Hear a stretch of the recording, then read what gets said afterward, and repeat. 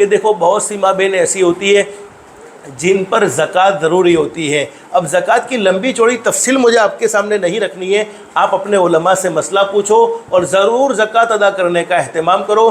زکوٰۃ ادا کرنے کی وجہ سے مال حفاظت میں رہتا ہے، اللہ پاک مال کو پاک رکھتے ہیں۔ لیکن بہت سے غریب لوگ بھی ایسے ہوتے ہیں جو بیچارے زکوٰۃ دے نہیں سکتے ہیں، بس وہ بیچارے مزدوری کرتے ہیں، دن بھر کھاتے پیتے کماتے، بس اتنا ہے، ان کے پاس کچھ جمع نہیں ہوتا ہے۔ اب زکوٰۃ کن کو دینی ہے وہ ساری باتیں آپ علماء سے پوچھیں گے کہ آپ کے پاس کتنا سونا ہے، کتنا چاندی ہے، کتنا کیش ہے، وہ ساری چیزیں آپ علماء سے پوچھ لیں گے۔ لیکن بہت سے لوگ ایسے جن پر زکوٰۃ ضروری نہیں ہوتی ہے، لیکن ماں بہنیں ہم نے اللہ کو ناراض کرنے میں کوئی کمی نہیں چھوڑی ہے، ہمیشہ ہم اللہ کو ناراض کرنے والے کام کرتے ہیں۔ ارے ہماری اولاد ہماری نافرمانی کرتی ہے تو ہم بھڑک جاتے ہیں، ہمیں غصہ آتا ہے۔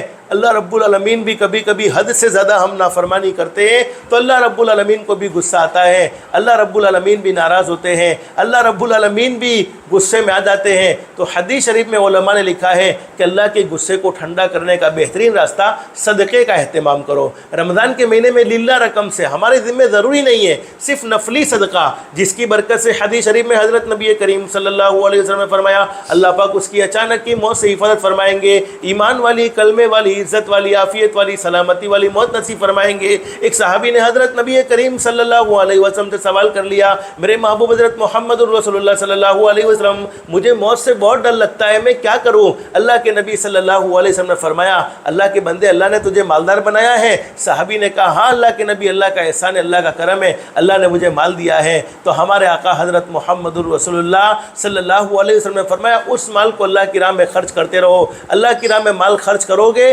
اللہ پاک موت کا ڈر تمہارے دل سے نکال دے گا۔ تو ماں بہنیں یہ رمضان المبارک کے مہینے کے متعلق کچھ ضروری باتیں تھیں جو میں نے آپ کے سامنے رکھی ہے، بس اللہ سے دل سے دعا کر لو اللہ ہم سب کو رمضان المبارک کے مہینے کی قدردانی کی توفیق و سعادت نصیب فرمائے۔